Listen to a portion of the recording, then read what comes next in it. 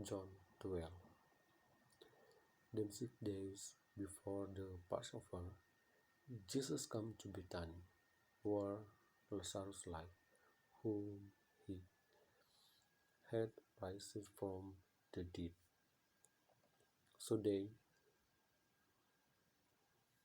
prepared a dinner for Jesus there. Martha was serving, and Lazarus was among those present at the table with him. Then Mary loved 3/4 of a pound of expensive aromatic oil from near and anointed the feet of Jesus. She then wiped his feet dry with her hair. Now the house was filled with the fragrance of the perfume oil. But Judas Iscariot, on one of his disciples, the one who was going to betray him, said, "Why wasn't this oil sold for 300 silver coins and the money give to the poor?" Now Judas said this not because he was concerned about the poor, but because he was a thief, a keeper of the money box. He used to steal what was put into it. So Jesus said, "Leave her alone. She has kept it for the day of my burial. For you will always have the poor with you, but you will not always have me."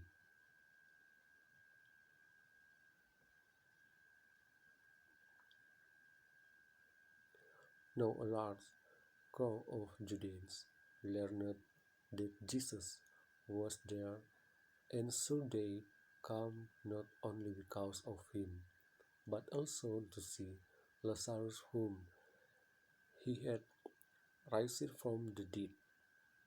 So the chief priests planned to kill Lazarus too, for an for on account of him many of the Jewish people from Jerusalem were going away and believing in Jesus.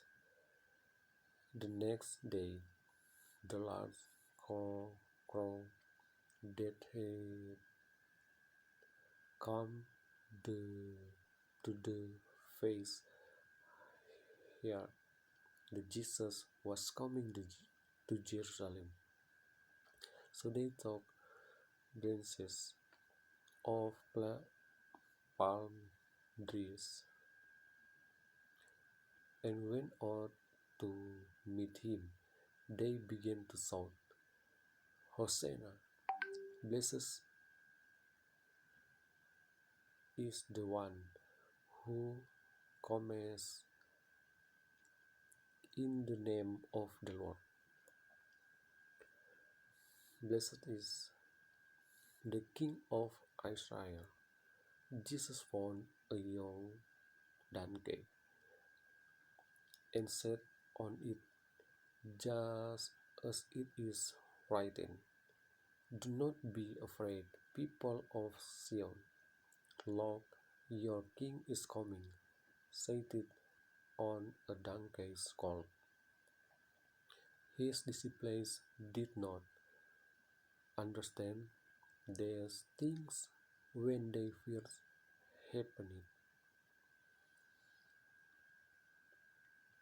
But when Jesus was glorified, then they remembered that these things were written about him, and that those things had happened to him.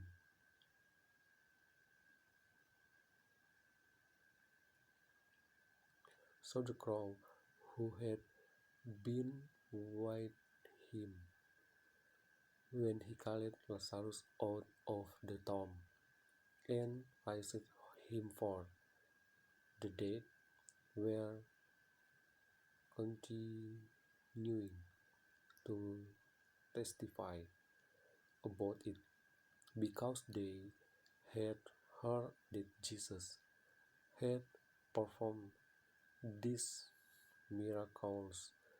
Seeing the crowd went out to meet him. Thus the priests said to one another, "You see that you can do nothing. Look, the world has run off after him." Now some Greeks were among those who had gone up to worship at the fairs. So this opposite Philip, who was from Bethsaida in Galilee, and requested, "Sir, we would like to see Jesus." Philip went and told Andrew, and they both went and told Jesus. Jesus replied, "The time has come for the Son of Man to be glorified. I tell you the solemn truth, unless a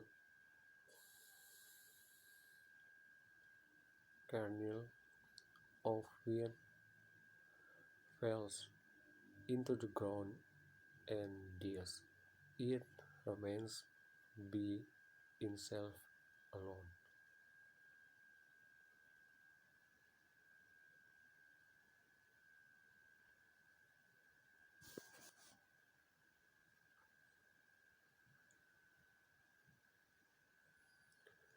Destroys it, and the one who hates his life in this world guards it for eternal life. If anyone wants to serve me, he must follow me, and where I am, my servant will be too. If anyone serves me, the Father will honor him. Now my soul is greatly distressed, and what shall I say? Father, deliver me from this horror. No, but for this very reason I have come to this horror. Father, glorify your name. Then a voice came from heaven, have glorified it, and I will glorify it again. The crowd that stood there and heard the voice said that it had don't dare it. Others said that an angel had spoken to him. Jesus said, "This voice has not come for my benefit, but for yours. Now is the judgment of this world. Now the ruler of this world will be driven out, and I, when I am lifted up from the earth, will draw all people to myself." No, he said this to indicate clearly what kind of death he was going to do.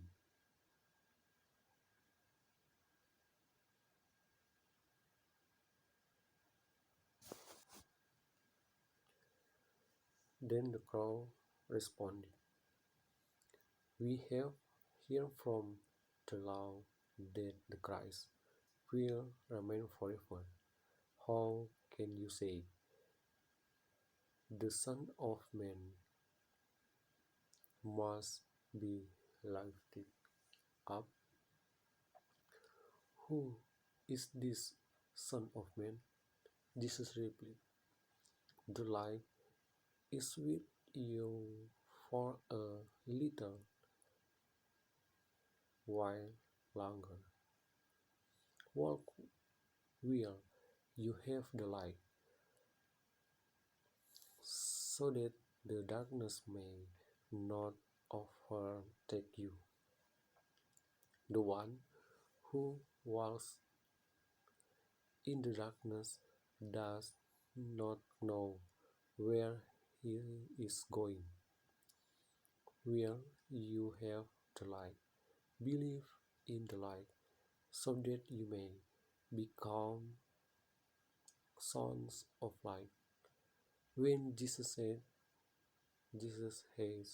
had said these things, he went away and hid himself from them.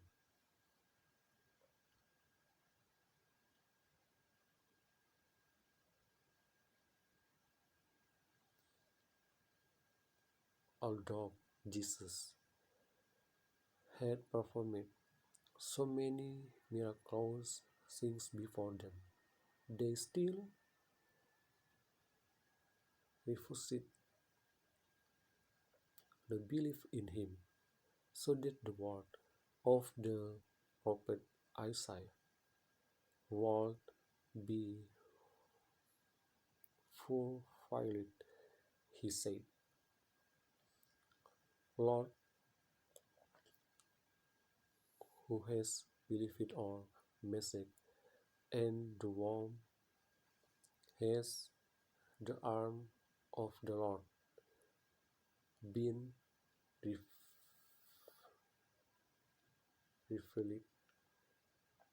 For this reason they could not believe, because again Isaiah said, "He has blinded their eyes and hardened their heart, so they will not see with their eyes and understand with their heart, and turn to me, and I will heal them."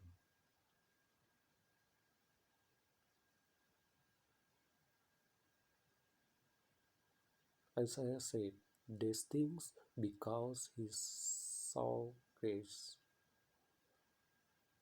Christ's glory and spoke about him. Nevertheless, even among the rulers, many believed in him, but because of the Pharisees, they would not confess Jesus to be the Christ, so that they would not be put out of the synagogue, for they love praise from men more than praise from God.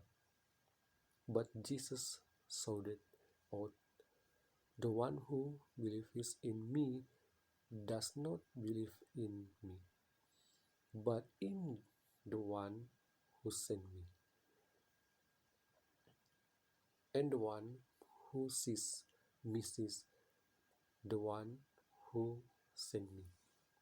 I have come as a light into the world so that everyone who believes in me shall not remain in darkness. If anyone hears my words and does not obey them, I do not judge him, for I have not come to judge the world, but to save the world. The one who resists me and does not achieve my words has judged the word I have spoken will.